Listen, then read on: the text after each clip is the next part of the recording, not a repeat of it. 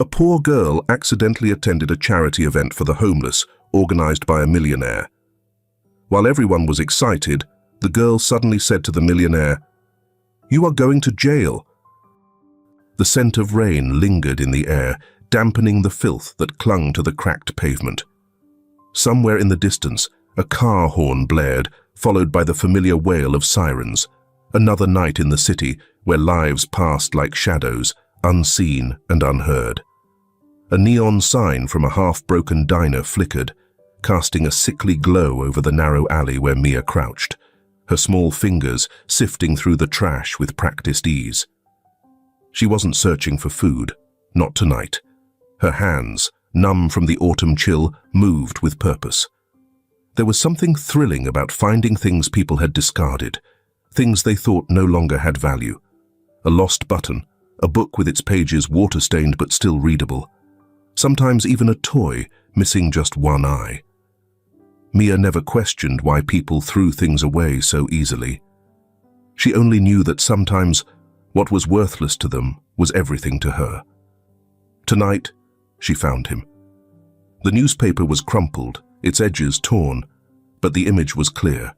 A man, sharply dressed, his eyes carrying that air of quiet confidence. Douglas Hayes. She had seen his name before, printed on billboards that loomed over streets she was never meant to walk. The article was some interview, words too complicated for her to fully understand, but the headline was enough. The man who changed the future, Douglas Hayes and Green Future's legacy. Mia held the paper close, smoothing it out with the care of someone protecting something sacred.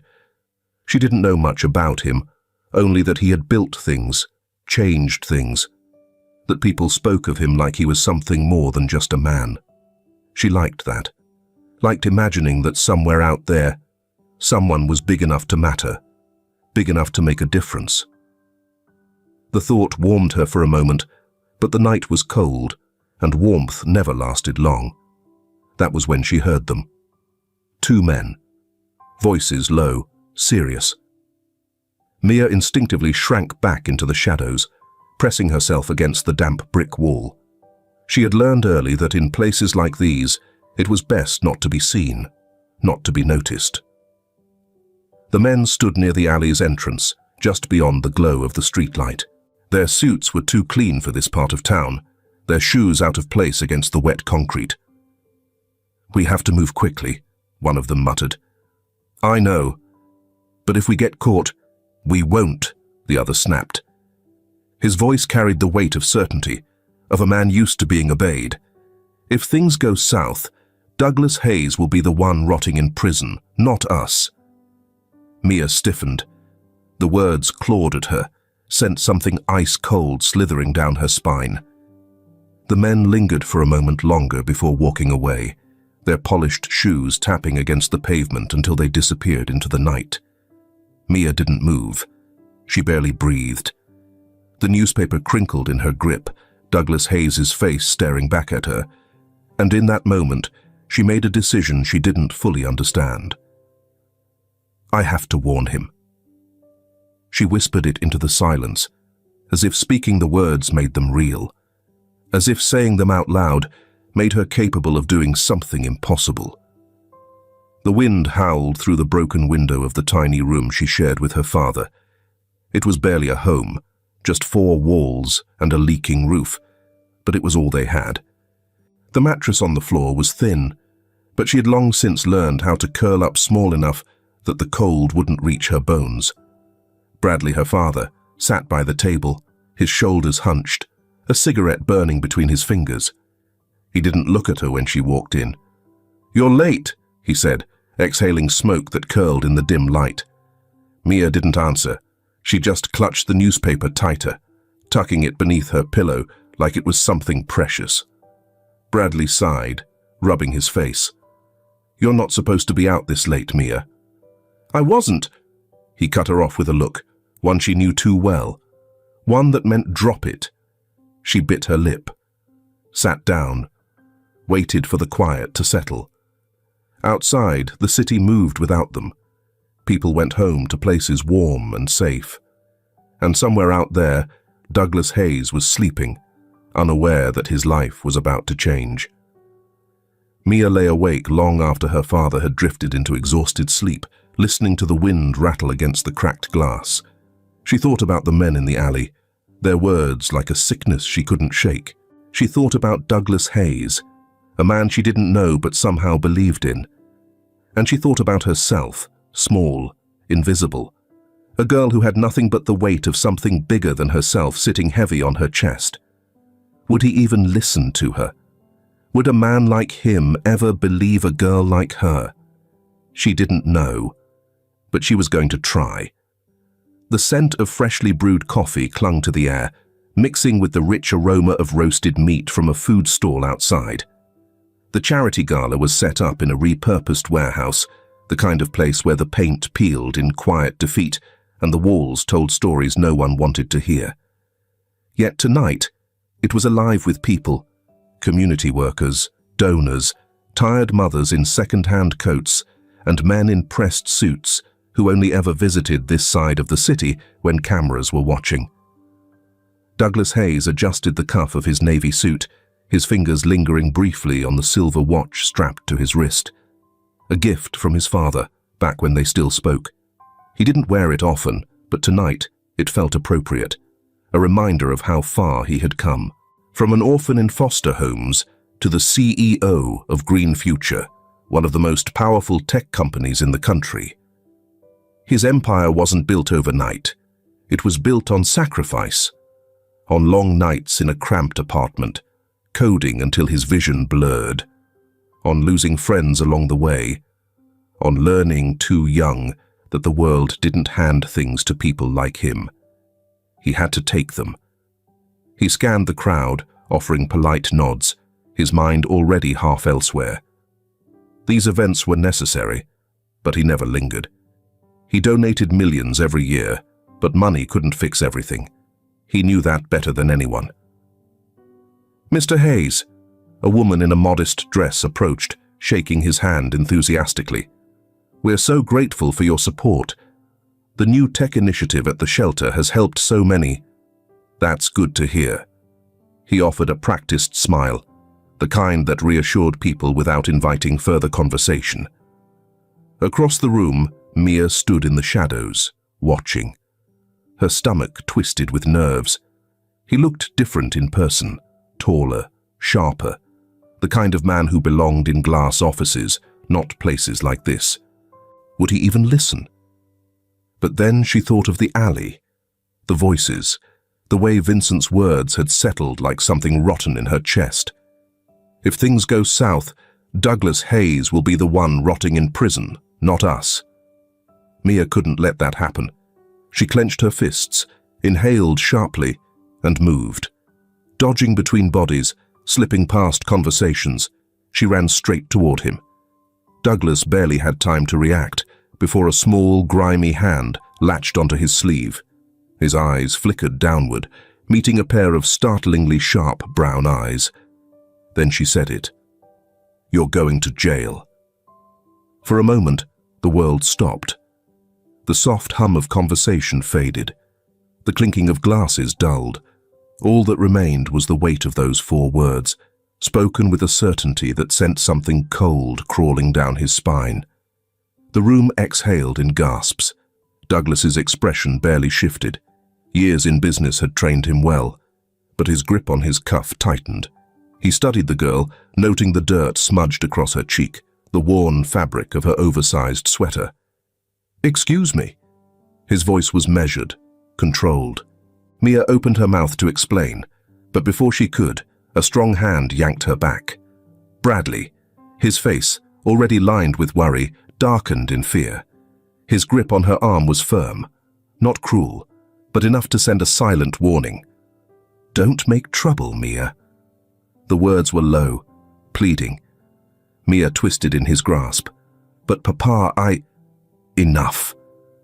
His voice wasn't angry, just tired, the kind of tired that settles in a man's bones and never leaves. Bradley didn't look at Douglas, but Douglas looked at him and recognized something, a flicker of familiarity, of guilt, of someone who knew more than he was saying. The moment stretched, thick with unspoken things. Then, without another word, Bradley pulled Mia away. Douglas watched them retreat, his jaw tightening. The girl had been scared, but not for herself, for him. The urgency in her voice, the desperation in her grip. It wasn't a prank. It wasn't meaningless. Something about it didn't sit right. Cole, his assistant, appeared at his side, clearing his throat. "Strange kid," he muttered. "Probably just some street rat looking for attention." Douglas didn't respond. Instead, his eyes remained locked on the door where Mia had disappeared, her words still echoing in his mind. "You're going to jail." And for the first time in a long time, Douglas Hayes felt something he didn't often feel. Unease. The skyline stretched beyond the floor-to-ceiling windows, a sea of shimmering lights that flickered like distant stars. The city never truly slept. Even at this hour, the pulse of traffic below and the hum of late-night conversations wove through the air, threading their way up to Douglas Hayes's penthouse. He sat in his study, a crystal tumbler of untouched whiskey at his side, fingers laced together as he stared at the reflection of himself in the glass. The girl's voice hadn't left him. "You're going to jail." A strange thing for a child to say, a stranger thing for a child to know.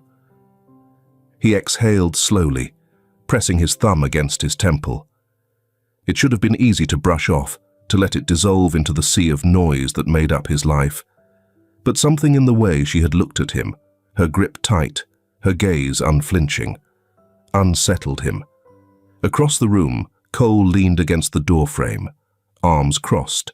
"Are we really doing this?" he asked, watching Douglas with mild exasperation. Douglas didn't answer immediately. Cole sighed. "She's a kid, Douglas. Probably just looking for attention, or money. You're too damn easy to rattle sometimes." Douglas's jaw tightened. "You didn't see her face." Cole scoffed, stepping further into the study. "And you think she's some clairvoyant? Or worse, part of some elaborate scheme to shake you down? The girl was filthy, dressed like she hasn't had a warm bed in weeks. What's more likely, that she's tangled in some conspiracy, or that she's just desperate?" Douglas's eyes flicked up. "Desperate people don't make specific threats." Cole paused. The weight of that sentence hung between them. Douglas leaned back in his chair, running a hand through his hair. "I want to find her." Cole groaned, rubbing his temples. "Of course you do. Have security start looking, quietly. I want to know where she lives and who she is." Cole hesitated, then relented with a tired shake of his head. "Fine, but when we find out she's just some kid with an overactive imagination, I get to say, 'I told you so.'" Douglas only nodded, his thoughts already elsewhere. Mia sat cross-legged on the thin rug, tracing patterns into the dust with her fingertips. The apartment was quiet except for the occasional groan of the pipes and the faint chatter from the television next door. Bradley paced behind her, his silhouette stretched long against the wall. "Do you know what you've done?" His voice was low, but the weight behind it made her shrink. She looked up at him. "I had to warn him, Papa." Bradley exhaled sharply, rubbing his hands over his face. He looked exhausted, more so than usual. The deep lines around his mouth pressed into something unreadable. Mia swallowed. "I heard them. They were talking about him, about setting him up." Bradley's hands stilled, fingers curling into fists at his sides. "He's a powerful man," he said finally. "Men like that don't need saving from people like us." "That's not true," Mia whispered. "Everyone needs saving from something." Bradley let out a hollow laugh. "You don't know the world yet, Mia." "I know when people are in danger," she shot back, her small hands clenching in her lap. Bradley turned to her, his face cast in shadows. "And what do you think will happen if they find out you were listening?" Mia hesitated. Bradley's voice softened, but there was something tight in his throat. "You think those men will just let this go?" that people like them don't have ways of making problems disappear. A chill ran through her. "You don't understand what you've stepped into," Bradley said, his gaze dropping to the floor. Mia watched him carefully. "But you do." Bradley didn't answer. He reached for a cigarette instead, lighting it with hands that trembled just slightly. He turned away from her, staring at the small window, his reflection merging with the darkness outside. Mia had always known there were things he didn't tell her. Shadows of a past he refused to speak about. The way his eyes darted over his shoulder when they walked home. The way he avoided certain streets. The way he tensed when certain names were mentioned on the news. "Papa," she said quietly, "what aren't you telling me?" Bradley closed his eyes, exhaling smoke. "Go to bed, Mia." She wanted to push, wanted to demand answers, but she saw the way his shoulders curled inward, as if shielding himself from something invisible. So she let the silence stretch. She lay down on the mattress, pulling the thin blanket over herself. But sleep didn't come. Outside, the city moved on. Somewhere across town, Douglas Hayes was staring at his own reflection, wondering what a little girl knew that he didn't. The apartment complex stood like a forgotten relic, its walls weathered with peeling paint and rusted railings. A flickering street lamp buzzed overhead, casting a dim glow over the cracked pavement. Stray cats weaved through discarded furniture and old newspapers, their eyes glinting in the darkness. Douglas stepped out of his car, pulling the collar of his coat higher against the night air. He had come alone, without security or assistance. He needed this conversation to be real, not another transaction where people fed him what they thought he wanted to hear. His polished shoes contrasted against the uneven pavement, but he walked with purpose, his gaze steady as he approached the narrow stairwell. The address Cole had tracked down was scrawled on a piece of paper in his pocket, but it wasn't necessary. He knew he was in the right place the moment he saw the door. It was barely holding together, the wood swollen from years of damp air, the paint chipping at the corners. He knocked once. No answer. He knocked again, firmer this time. A shuffle. A pause. Then the door cracked open just enough for Douglas to meet the wary gaze of Bradley Alvarez. The man's face hardened instantly. His grip tightened on the edge of the door, his posture stiff and defensive. Douglas spoke first. "I just want to hear what she has to say." Bradley didn't blink, didn't react. But Douglas saw it, the flicker of something buried deep in the man's eyes. Recognition, wariness, and something else. Fear. For a long moment, neither man moved. Then, with visible reluctance, Bradley exhaled sharply through his nose and stepped back, opening the door wider. 5 minutes, he muttered. Douglas entered, his eyes adjusting to the dim light. The room was small, suffocatingly so, with old wallpaper curling at the edges and a single bare bulb casting harsh shadows against the walls. A second-hand sofa, a small table, a pile of neatly folded blankets in the corner. It was a home, but a fragile one, and in the middle of it, cross-legged on the thin rug, was Mia. She didn't look surprised to see him. If anything, she looked prepared. Her dark eyes flickered between wariness and determination, her small hands curling into the fabric of her worn-out sweater. Douglas crouched slightly, lowering himself to her level. "Tell me what you heard." Mia hesitated, glancing at her father. Bradley exhaled sharply, rubbing his jaw before looking away. He didn't stop her. Slowly, carefully, Mia spoke. She told him about the alley, about the men, about the way their voices had lowered when they said his name. She repeated their words, the ones that had sent her running toward him. If things go south, Douglas Hayes will be the one rotting in prison, not us. Douglas listened intently, his expression unreadable. He didn't interrupt. He didn't question it.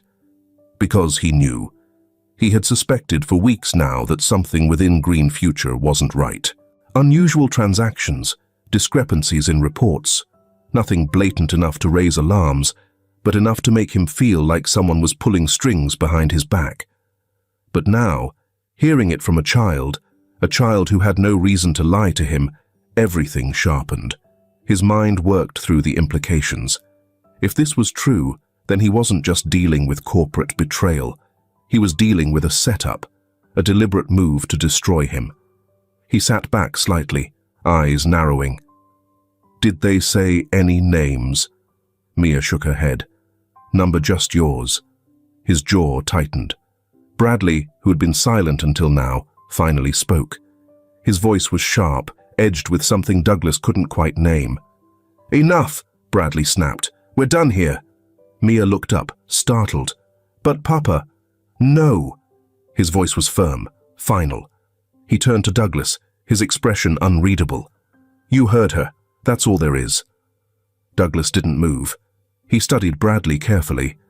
The tension in his shoulders, the way his fingers twitched slightly at his side. He was lying. Not about the conversation. No, Mia had told the truth. But Bradley knew more. A lot more. And he wasn't saying it. Douglas rose to his feet, his gaze lingering on Bradley for a moment longer than necessary. He could push. He could demand more. But he wouldn't get it. Not tonight. Instead, he turned to Mia. "If you remember anything else," he said, his voice quieter now, "I want you to find me." Mia nodded, her face set with quiet determination. Bradley didn't protest, but the look in his eyes said enough. He wanted Douglas gone. Douglas gave him one last glance before stepping toward the door. The night air was crisp when he stepped outside, but the cold that settled in his chest had nothing to do with the weather. As he walked back toward his car, his mind was already moving. Someone inside his company wanted him gone. Someone was planning to bury him. And Bradley Alvarez knew more than he was willing to admit. Douglas didn't believe in coincidences. And this was not a coincidence. Leave a comment, matcha, so we know you're listening. The city was quiet in the late hours, but Douglas Hayes wasn't. He sat in his office, bathed in the glow of his computer screen, flipping through financial reports that had once been nothing more than a blur of numbers, now transformed into something far more insidious. The whiskey on his desk sat untouched, condensation pooling at its base. The pieces were starting to fall into place. Vincent Moody and Roger Jones, two of his top executives. Trusted men. Or so he had thought. Now, looking at the ledgers, the transactions, the thinly veiled shifts in company assets, Douglas felt the weight of the realization settle in his chest like lead. They had been forging documents under his name. The numbers weren't large enough to raise immediate red flags, but the pattern was clear. Diverted investments, untraceable assets, deals made in his name that he had never signed off on. A few months more, and the discrepancies would have been significant enough to trigger an investigation. And who would take the fall for it? Him. Douglas leaned back in his chair, exhaling through his nose. He had built Green Future from the ground up, poured years of his life into it. He hadn't clawed his way to the top just to become someone else's scapegoat. His fingers hovered over his phone before he finally made the call. It rang twice before a gruff voice answered. "Victor, I need you on something." Victor Lang, a private investigator with a reputation for unearthing the ugliest parts of corporate betrayal. He wasn't cheap, but Douglas wasn't looking for cheap. "I figured, seeing as it's the middle of the night." The man's voice was rough, edged with amusement. "What are we digging into?" "Vincent Moody and Roger Jones." A beat of silence, then a slow exhale. "Your own men?" Douglas's jaw tightened. "That's what I need you to find out. Discreetly. I want to know who they're talking to, who they're meeting, where the money is going. If they so much as buy coffee from someone I don't trust, I want to know about it." Victor let out a low chuckle. "Must be serious if you're calling me instead of your security team." "It is." Another pause. Then Victor's voice dropped into something more professional. "I'll start pulling threads. Give me a few days." "I'll be waiting." Douglas ended the call, but his mind wasn't at ease. If Vincent and Roger had been this careful, it meant they weren't working alone. Someone else had to be guiding them, orchestrating it.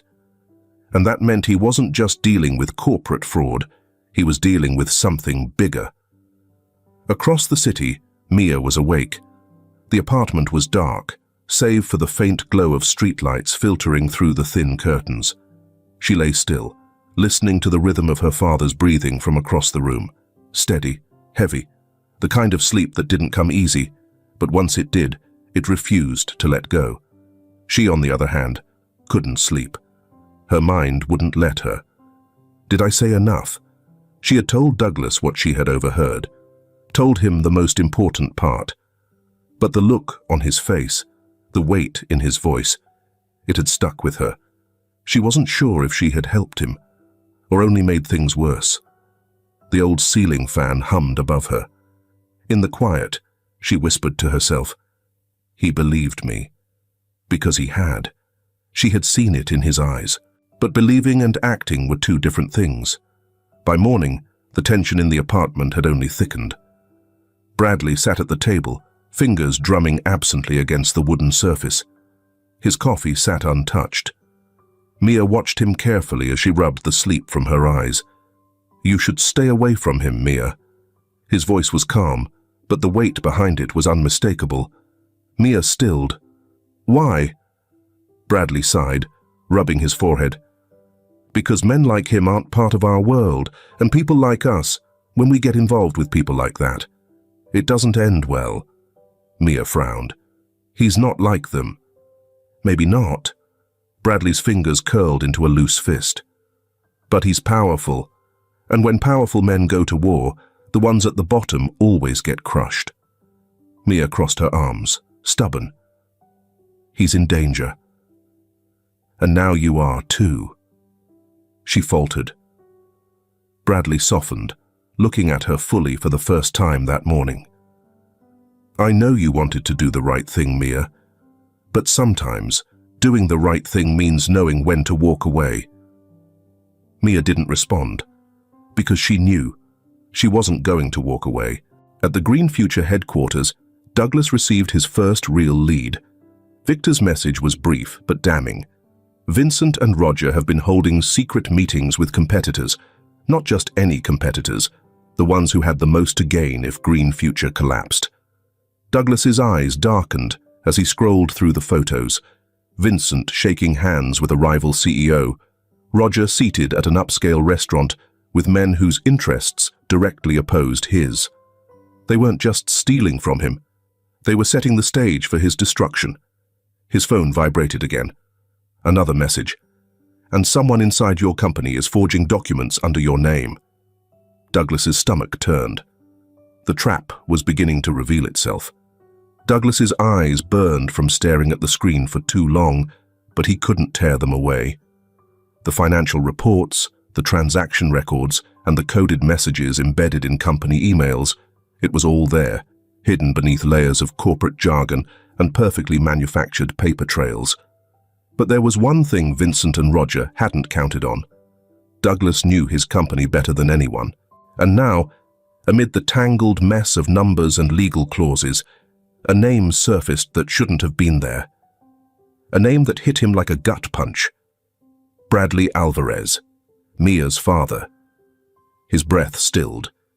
The document was a personnel file, buried in the archives of Green Future's employee records. It listed Bradley's past position, lead engineer, research and development. Douglas's grip on the mouse tightened. Bradley Alvarez wasn't just another casualty of corporate downsizing. He wasn't just some struggling man trying to keep his daughter safe. He had been one of them, one of Douglas's own.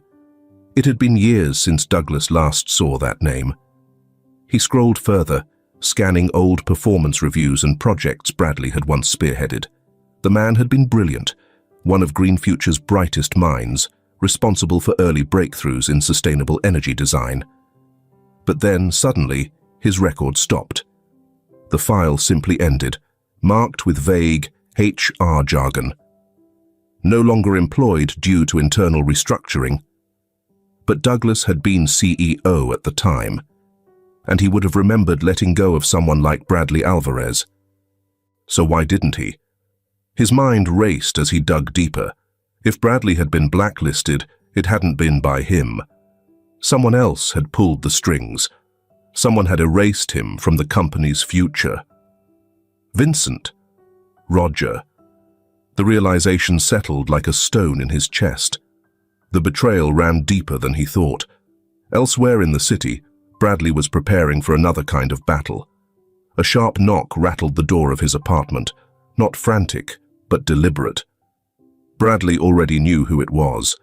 He moved slowly, deliberately, wiping his hands on the rag he had been using to fix the leaky kitchen sink. He inhaled once, deep and steady, before unlatching the door. Vincent Moody stood in the dimly lit hallway, his usual smugness painted across his face. His expensive suit didn't belong in a place like this, but Vincent had never been one to care about surroundings, only results. Bradley. He smiled, leaning casually against the doorframe. Long time no see. Bradley didn't return the sentiment. His body remained still, his fingers tightening slightly at his sides. Vincent let out a small chuckle. No need to look so tense. I come bearing gifts. Bradley said nothing. Vincent reached into his coat pocket, pulling out a neatly folded envelope. He held it up between two fingers. A peace offering. His voice was smooth, dripping with feigned generosity. You've had it rough since leaving Green Future. Thought I'd lend a helping hand. Bradley's gaze flickered to the envelope, but didn't move to take it. Vincent sighed, as if disappointed. Come on, Bradley. Let's not pretend you don't need it. Rent's going up, food's not getting cheaper, and from what I hear, your daughter's getting old enough to start needing things you can't afford. Bradley's stomach twisted. Vincent smiled, sensing the hesitation. Take it. His voice dipped lower, persuasive. A little security. A future for Mia. That's all I'm offering. Bradley's jaw clenched. He thought of Mia, of the way she had looked at him that morning, defiant and determined. The same way she had looked at Douglas Hayes.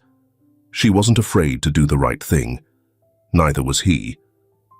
He stepped forward, not to take the envelope, but to slam the door in Vincent's face. The sound echoed through the tiny apartment. Bradley stood there, his breathing heavy, his hands trembling slightly. He could hear Vincent chuckle on the other side of the door, hear the amused shake of his head as he muttered, "Suit yourself." Then footsteps, then silence. Bradley exhaled, pressing a hand against his forehead.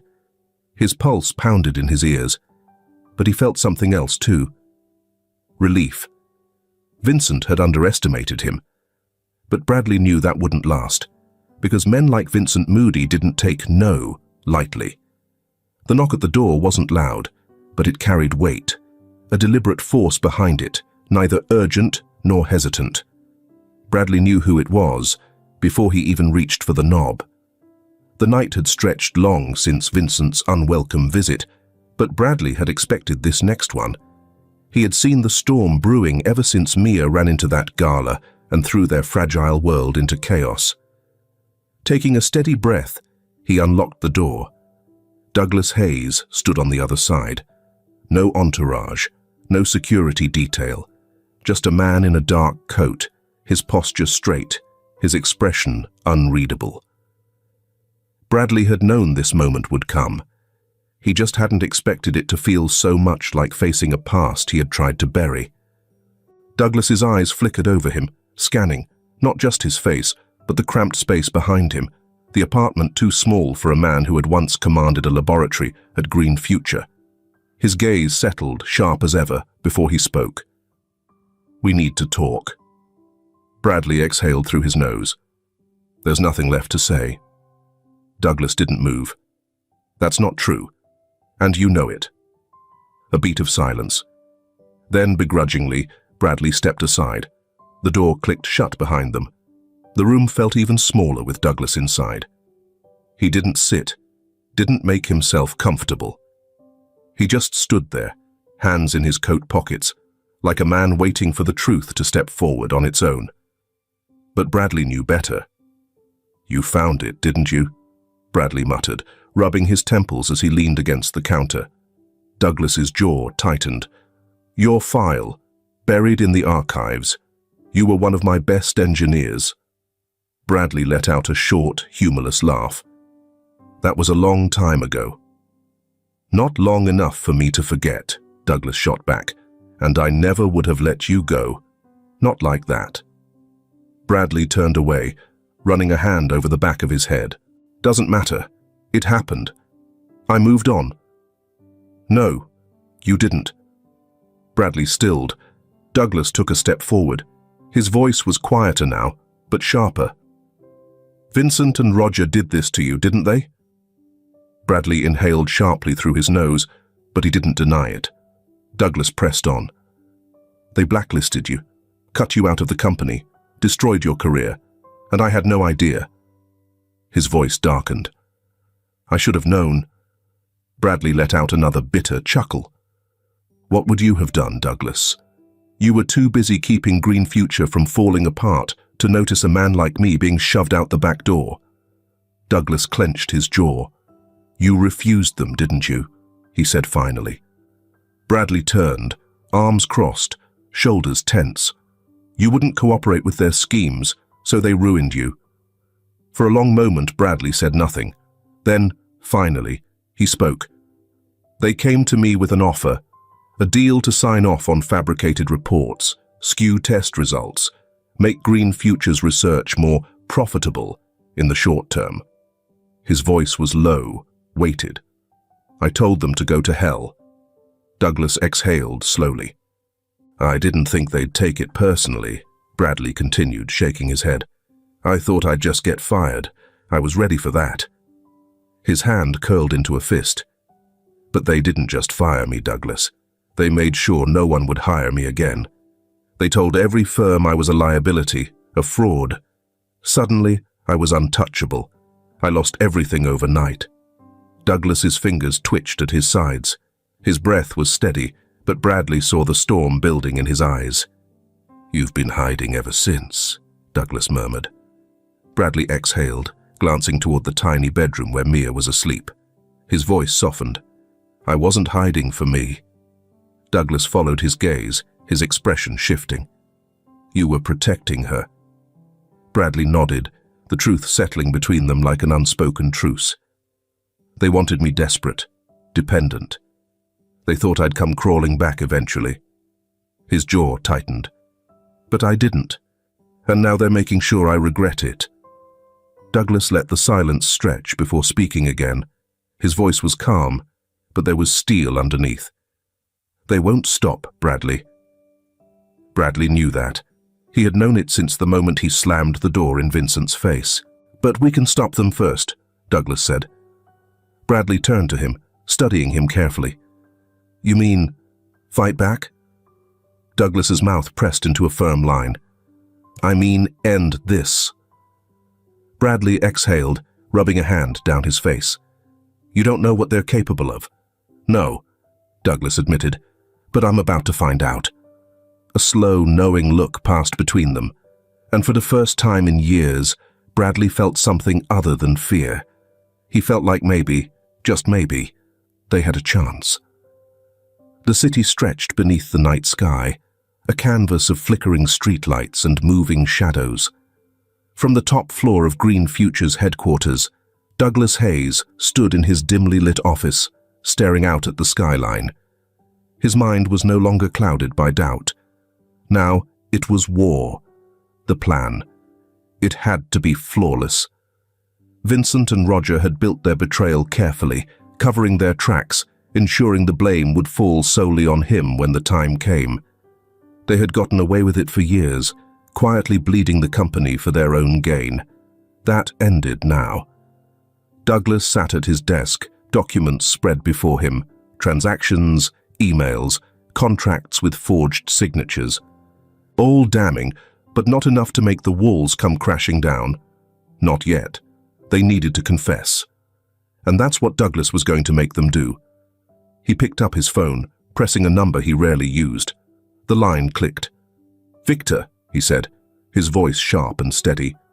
"We're going to set a trap." Elsewhere, in a cramped apartment, Mia lay awake, listening to the rustle of fabric as her father shifted in his chair. Bradley sat at the table, shoulders hunched, staring at a cup of coffee that had long gone cold. His fingers drummed lightly against the ceramic, his mind elsewhere. Mia swallowed, pushing herself upright. "Papa?" Bradley glanced at her, startled, before quickly masking whatever was in his expression.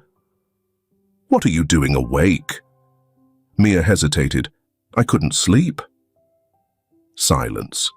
Then, she asked what had been weighing on her since Douglas had walked through their door. "Will everything be okay?" Bradley's lips parted slightly, but no words came out. He exhaled, forcing a smile as he reached out and placed his hand gently on her head. "Of course," he murmured. But his voice was thin, stretched too tight. Mia looked up at him, searching his face. She didn't believe him. Neither did he. The bait. 3 days later, Douglas called a meeting. Vincent and Roger arrived at Green Future's private executive lounge, greeted with fine whiskey and the illusion of casual conversation. "It's been a while since we sat down like this," Vincent said smoothly, leaning back in his chair, swirling his drink. Douglas offered a small, unreadable smile. "I've been busy. You know how it is." Roger smirked.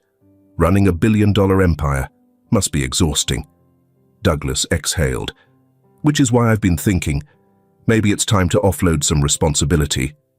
Vincent's fingers tapped idly against his glass. "Oh, I know how much you two have put into Green Future." Douglas let the words settle, watching their reactions. "I trust you both. So if something were to happen to me, I want to make sure the company lands in the right hands." There. The first hook. Roger glanced at Vincent. The look was quick and cautious, but Douglas caught it. Vincent tilted his head. "That's an interesting thing to bring up." "Isn't it?" Douglas said mildly, reaching for his drink. He took a slow sip, letting them think, letting the greed creep in. Then, with perfect precision, he set the final piece of bait. "I've had some concerns," Douglas admitted, voice measured, "about the company's financial structure. There are gaps, discrepancies." He sighed, rubbing his temple as if troubled. "If an investigation were to happen, things could get messy." The silence that followed was heavy. Vincent masked it well, his smile easy, but his grip on his glass tightened just slightly. Roger, on the other hand, shifted in his seat. There it was, the flicker of panic. Douglas leaned back, feigning exhaustion. "I don't want any of this blowing back on me. But if you two know something I don't, if there's a way to quietly move things before anyone notices, now would be the time to tell me." Roger swallowed. Vincent gave nothing away, but his silence spoke volumes. The trap was set, and they had just walked into it. The fall begins. That night, Victor Lang sat in a hidden surveillance van, parked a block away from Green Future, listening through the wire embedded in Douglas's office. Every word was recorded, every hesitation, every accidental slip. And when Vincent and Roger finally spoke, revealing far too much in their attempts to contain the situation, they signed their own downfall. Victor smirked, adjusting his headset. "Gotcha." In the days that followed, the evidence Douglas had collected was woven into something airtight. A timeline of deception, with Vincent and Roger at the center. Bank statements, wire transfers, backdated contracts with Douglas's forged signature. It was enough to end them. The moment had come. Douglas was ready. The air inside Green Future's boardroom was thick with tension. The walls, lined with floor-to-ceiling windows, usually provided a breathtaking view of the city. But tonight, the skyline was merely a backdrop to a reckoning long overdue. Vincent Moody and Roger Jones sat across from Douglas Hayes, exuding the same false confidence they had always carried. Vincent swirled his whiskey lazily in his glass, while Roger leaned back, his fingers tapping idly on the table. They thought they had won. Douglas watched them, quiet, calculating. Tonight, they would learn the truth. The door to the boardroom opened, and Victor Lang entered, setting down a thick folder on the table. Vincent's smile twitched. "I didn't realize we had company." Victor said nothing, simply flipping open the file. Inside was everything. Financial records, forged contracts, private messages implicating Vincent and Roger in a scheme that, had it gone according to plan, would have left Douglas ruined. "I've spent the last week combing through your handiwork," Douglas said, his voice calm even. "It's impressive, really. Years of covering your tracks, misfiled paperwork, backdated transfers. You almost made it perfect." Roger stiffened. "Douglas, but there's always something," Douglas continued, ignoring him. "A discrepancy here, a missing signature there. You thought you could forge my name, and no one would notice. You thought I'd be too busy running this company to look too closely." Vincent set his drink down slowly, his eyes darkening. "If you have something to say, Douglas, say it." Douglas leaned forward, placing his hands flat on the table. "I know what you did." Silence. Vincent's jaw tensed, but he didn't look away. Roger, however, cracked. "Look, this is all a misunderstanding," Douglas smirked. "Then why do you look like you've seen a ghost?" Vincent's fingers curled slightly around the armrest of his chair. His eyes darted to the door, just for a second. A subtle movement, a tell. He was looking for an exit. Too late. From the hallway, there was a sudden rush of movement, the clatter of footsteps. And then, the door burst open. Federal agents flooded the room. Vincent shot to his feet, but two officers were already on him, forcing his hands behind his back. Roger barely managed a stuttered protest before he was yanked out of his chair. "Vincent Moody and Roger Jones," one of the agents announced, snapping open a warrant. "You're under arrest for corporate fraud, conspiracy, and financial misconduct." Roger's face turned white. "Wait, no. You have the right to remain silent," the agent continued, barely acknowledging his protests. Vincent twisted slightly, his gaze locking onto Douglas. And then, ever so slightly, he smirked. "You think this is over," he said, his voice low, venomous. "You think you win." Douglas's expression didn't change. "I know I do."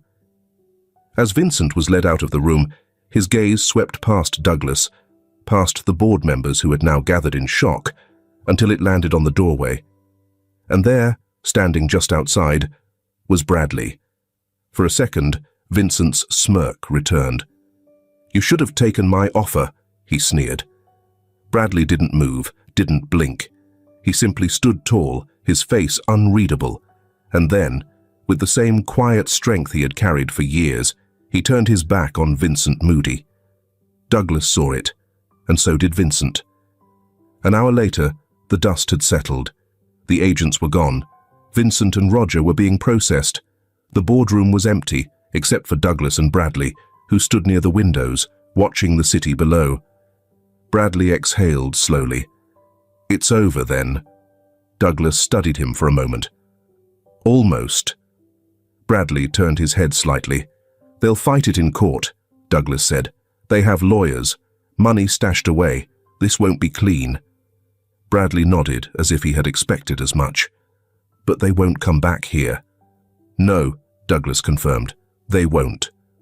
A long silence stretched between them. Then, quietly, Douglas said, "You were one of the best." Bradley stiffened slightly. Douglas looked at him. "And they stole that from you." Bradley swallowed, turning his gaze back to the city. "Doesn't matter anymore." Douglas studied him for a long moment. Then finally he said, "It should."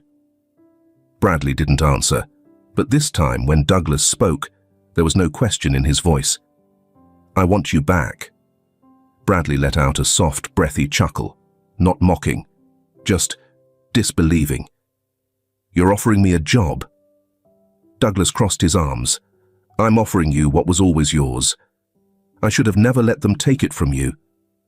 Bradley hesitated. For years, he had lived in the shadows, protecting Mia, scraping by. He had buried the man he used to be, the one who had once walked into Green Future with ideas in his head and fire in his veins. Could he be that man again? Could he even try? Before he could answer, a voice interrupted them from the hallway. "Papa?"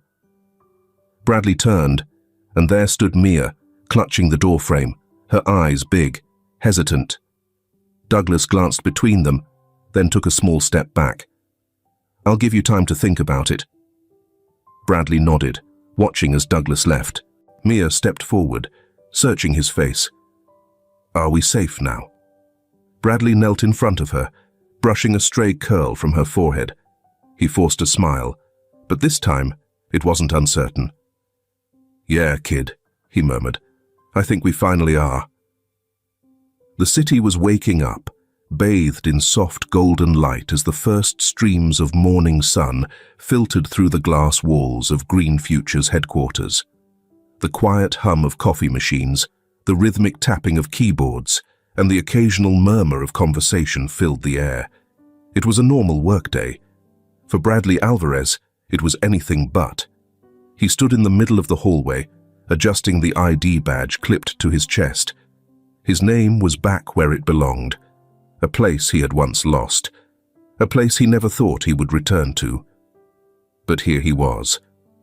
The first few days had been a test. He could feel the weight of curious stares from those who remembered him, the engineer who had disappeared without a trace. Some whispered, some avoided eye contact, and others approached cautiously, unsure of what to say. But Bradley didn't need their approval. He had spent too many years in the shadows to worry about what people thought.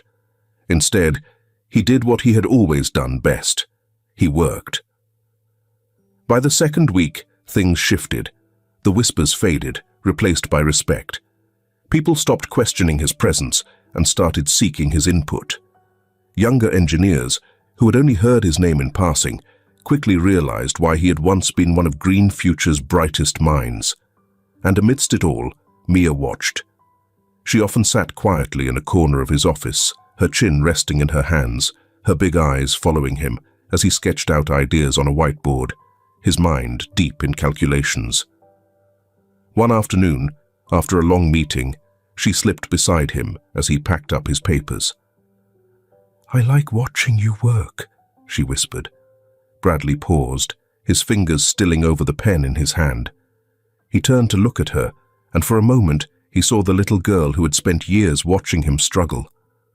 The little girl who had never once doubted him, even when the world did. He swallowed the tightness in his throat and brushed a curl from her forehead. "Yeah, Mija," he said softly. She nodded. "You look happy." For the first time in years, he realized she was right. Their old apartment, the tiny, suffocating space with peeling paint and a door that barely locked, was a thing of the past. Now, Bradley and Mia lived somewhere different. It wasn't extravagant. Douglas had made sure of that. Bradley wouldn't have accepted it if it was. But it was safe. It was clean. It was theirs. The first night, Mia had run from room to room, touching everything, pressing her palms to the fresh painted walls as if she needed to feel that it was real. She gasped when she saw her bedroom, a small but cozy space, a wooden bed with fresh sheets, a bookshelf waiting to be filled, a window that let in more light than their old place ever had. Bradley had leaned against the doorframe, watching her carefully. She traced the headboard of the bed, her small fingers trembling slightly. "Do we really get to stay?" she whispered. Bradley's heart clenched. He crossed the room, knelt in front of her, and cupped her face gently. "Yeah, Mija," he murmured. "We do." For a second, she just stared at him. Then, suddenly, she flung herself into his arms. Bradley held her tightly, closing his eyes. For the first time in years, They weren't just surviving. They were home. 2 weeks after Bradley started his new job, another letter arrived. This time, it wasn't for him. It was for Mia. She sat at the kitchen table, staring at the envelope as if it might vanish if she touched it. Bradley nudged it toward her. "Go ahead," he encouraged. She hesitated, then peeled the seal open with careful fingers. She read the first few lines, then stopped. Her lips parted, her breath hitched. Her hands began to shake. Bradley's stomach dropped. "Mia?" She didn't answer. Instead, she bolted from her chair, straight into Douglas's arms. Douglas, caught off guard, let out a surprised chuckle as she buried her face against his chest. "That good, huh?" he asked gently. Mia nodded furiously, unable to speak. Her fingers clutched at his jacket as if she never wanted to let go. Bradley reached for the letter, scanning the words. And there it was, printed in black and white. Accepted for full enrollment. A real school. A real chance. His throat tightened as he folded the letter and placed it carefully on the table. Mia had dreamed of this, but never dared to hope. And now, here it was. He looked up at Douglas, who met his gaze with quiet understanding. No words were needed. Douglas hadn't just changed Bradley's life. He had changed Mia's future. That night, as Bradley tucked Mia into her bed, the first real bed she had ever called her own, she reached for his hand. "Are we going to be okay now?" she whispered. Bradley brushed a strand of hair from her face, pressing a soft kiss to her forehead. "Yeah, kid," he murmured. "I think we finally are." Months had passed, and with each day the weight of survival had lifted, replaced by something unfamiliar: stability, purpose, hope. For Bradley, life no longer felt like a fragile thread threatening to snap. He had found his footing again, stepping into the role he had once lost at Green Future. He had work that challenged him, colleagues who respected him, and a home that no longer felt temporary. And for Mia, everything had changed. She no longer woke up to the sound of dripping pipes or the chill of a broken window. She had a real bed, a real school, and the simple joy of knowing where her next meal would come from. She no longer had to fight for a place in the world. She had one. But for Douglas, the journey was far from over. Green Future had always been about innovation, but now it was about something greater. A future not just for the privileged, but for those who had been forgotten. And today, that future was finally taking shape. The Green Future Initiative was more than just a project. It was a statement. What had once been an abandoned warehouse now stood as a beacon of opportunity, a place where those who had fallen through society's cracks could rebuild their lives. The first floor housed a training center for the homeless, offering skill-building workshops, job placement programs, and mentorship. No longer would intelligence, talent, or hard work be wasted simply because someone had fallen on hard times. Above it, a school for underprivileged children promised education, stability, and a chance at a different future. Mia would no longer be an exception. She would be one of many who had been given a chance. The grand opening had drawn a crowd.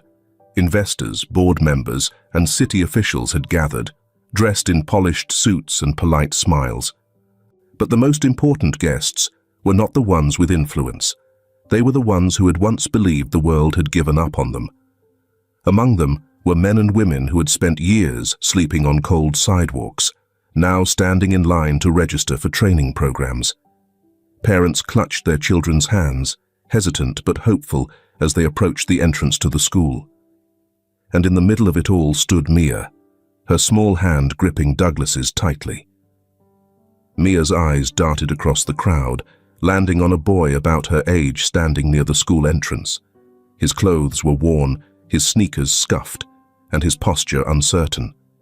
Beside him, his mother fidgeted with the strap of her bag, her shoulders hunched as if expecting to be turned away. Mia let go of Douglas's hand and made her way toward them. "Hi," she greeted with a bright but careful smile. The boy shifted uncomfortably. "Hi. Are you going to school here?" she asked, her voice light, as if the answer was obvious. The boy shrugged. "I don't know. My mom says we probably can't afford it." Mia tilted her head, confused. "But you don't have to pay. Mr. Douglas made sure of that." His eyes widened slightly. "Really?" She nodded. "Really. It's a real school too, with books and desks and everything." The boy looked up at his mother, whose tired expression softened. "You think it's a good school?" he asked hesitantly. Mia's smile grew. "I think it's the best school." For the first time, the boy's lips twitched into a small, uncertain smile. His mother squeezed his shoulder and nodded toward the doors. "Go on, sweetheart." As he took his first steps inside, Mia turned back toward Douglas, who had been watching from a distance. "Do you think he'll like it?" she asked. Douglas's gaze lingered on the boy disappearing into the school before he looked down at Mia. "I think he'll love it." As the sun dipped lower, casting a golden hue over the courtyard, Douglas stepped onto the small stage that had been set up for the ceremony. The crowd quieted, their anticipation settling into a hush. "I built Green Future with a vision," he began, his voice measured, steady. "I thought success was measured in profits, in growth, in expansion." He let the words settle. "But what is the point of progress if we leave people behind?" A murmur of agreement rippled through the audience. "For years, I believed that changing the world meant building something bigger, something groundbreaking," Douglas continued.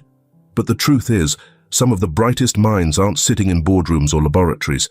They're out there in the streets, in the shelters, in places we've ignored for too long." Bradley, standing near the back, felt the weight of those words. Douglas wasn't just talking about the homeless or the struggling. He was talking about him. "This initiative isn't about charity," Douglas continued. "It's about opportunity. It's about giving people the tools to rebuild, to stand on their own. We can't fix the world overnight, but we can change it, one act of kindness at a time." His gaze swept across the crowd before settling on Mia. He raised his glass. "To new beginnings." The applause was thunderous, but Mia wasn't paying attention. She tugged at Douglas's sleeve, waiting until he crouched down to her level. "Does this mean I can tell people you're my friend now?" she whispered. Douglas blinked, then chuckled. "Mia, you could have told them that a long time ago." She grinned. "Okay, good." Then, without hesitation, she hugged him. Douglas froze for a half-second before wrapping his arms around her. Bradley, watching from a few steps away, let out a quiet breath. For years, he had lived in fear. He had fought to protect Mia, to survive in a world that had cast him aside. But today, for the first time in a long, long time, he smiled, not out of relief, not out of gratitude, but out of hope. The past would always be a part of them, but now the future belonged to them too. The story didn't end here. It was just beginning. If this film touches your heart, leave your mark with a like, and don't forget to subscribe to our channel to explore more meaningful stories with us. And if you enjoyed this story, please share it with your friends on WhatsApp. And now, share your feelings with us and tell us your own stories. Every word you share is a building block that helps create our strong and enduring community. Together, we'll create a warm space where everyone can share and connect. Finally, don't miss the incredible stories coming your way soon. We're always here to bring you the best selections, full of deep values, yet entertaining. See you there.